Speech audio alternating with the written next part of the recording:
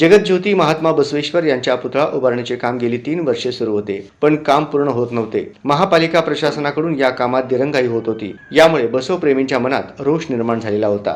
प्रशासनाला जाग यावी यासाठी शहर जिल्ह्यातील बसवप्रेमींनी शनिवारी 1 दिवसाचे लाक्षणिक उपोषण केले होते. त्याची दखल घेऊन प्रशासन कामाला लागले.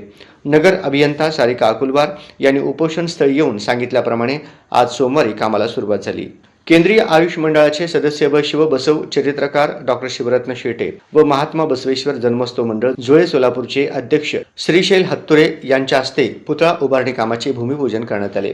याप्रसंगी चंद्रकांत रमण शेट्टी, ॲडव्होकेट राजशेखर बिराजदार पाटील, वीरेंद्र हिंगमिरे, आनंद मुस्तारे, गणेश चिंचोळी, बाबासाहेब कुलकर्णी, शिवलिंगप्पा शाबादे, विश्वनाथ आमणे, बसवराज लोहार, सुनील धरणे, विजयकुमार बिराजदार, सोमनाथ चौधरी, राहुल जत्ती, सिद्धराम चपेकर, विशाल पाटील, राहुल कत्ते यांनी परिश्रम घेतले.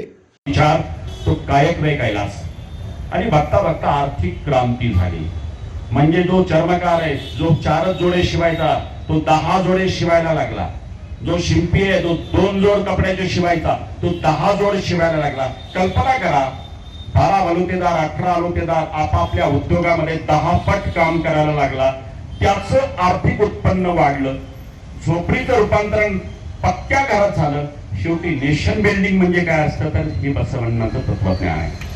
दिस इज रिअल नेशन बिल्डिंग, आर्थिक तत्वज्ञान आहे. त्यामुळे कर्मकांडापेक्षा माणसाला कार्य प्रवण केलं ते बसवण्णाचं तत्वज्ञान आहे. असं मला वाटतं की सिंधुताईंनी सांगितलेला सिद्धांत आपण आपल्या कामात इमान ठेवून जर काम केलं तर हे खरं बसवण्णांची पूजा आहे आचरणाच्या रूपाने. तर ही पूजा आपण आयुष्यभर करूया आणि पुढच्या वेळी ज्या वेळेस या संघटना आवाहन करतील कुणीतरी लीड केलं पाहिजे. या सगळ्या बुरकुले सरापासून ते रोडगेपर्यंत सगळ्यांचं कौतुक करतो. नाव घ्यायला खूप सारी लोक आहेत, पण किमान यांनी पुढाकार घेतला. कुणीतरी लीड केलं पाहिजे. यांनी पुढाकार घेतला म्हणून यांचं कौतुक आहे. असं तुम्ही केव्हाही हाक मारा. फक्त आता प्रत्येकाची जबाबदारी आहे की आपल्यासोबत 50 लोक कसे येतील. मला एकट्याला बोलवलंय, पण तुम्ही तुमच्या वतीनं 50 लोक आणू शकता. ताकद आहे. तुमचा जन्म आहे इथला.